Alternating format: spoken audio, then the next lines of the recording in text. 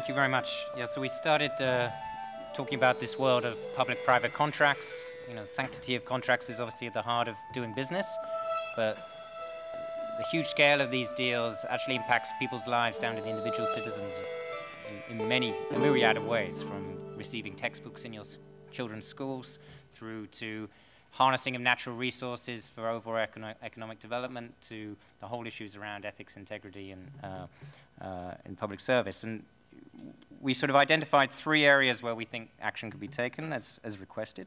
The first was we heard some inspiring examples of businesses coming together, those who've sort of taken on board the importance of ethical practices and actually going to governments and saying, look, we want you to do more in terms of opening up, including around public procurement and contracting. And so we have a request for more companies to, perhaps even in sector groups where there are some variations, to come forward and say that they basically pledge to have no objection to governments disclosing these public-private deals. Because that will break this logjam currently where the companies say we'd love to, but the governments won't let us, and the governments say we'd love to, but the companies won't let us.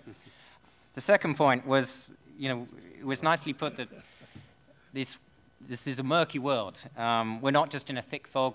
Chris called it, we're in a thick fog in nighttime in terms of trying to find out what's in these deals. But we also heard some inspiring examples of where this information has been put out in the public domain, and you can actually end up with the opposite problem of a flood of information and a filter failure. Like, how does anyone make sense of these very complex, huge documents? But tools are being developed, and so the call was for businesses to get engaged in the development and testing of those tools to make this information intuitive and usable. And that there's a business case for them to do that, because essentially this is a way of encouraging competition and a level playing field, getting back to what we were talking about, the original models of capitalism that we're trying to promote. And that this is a way to challenge monopolists, bring in new entrants and innovation, and that, you know, they should have an interest in finding tools that can make this data useful.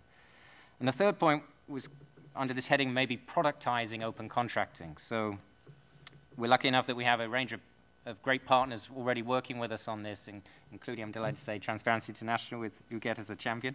And we're working on global norms, technical guidance, like building on sharing of good practice of how this would work in practice, impact measurement and benchmarking, and the capacity building, these tools to make the data useful.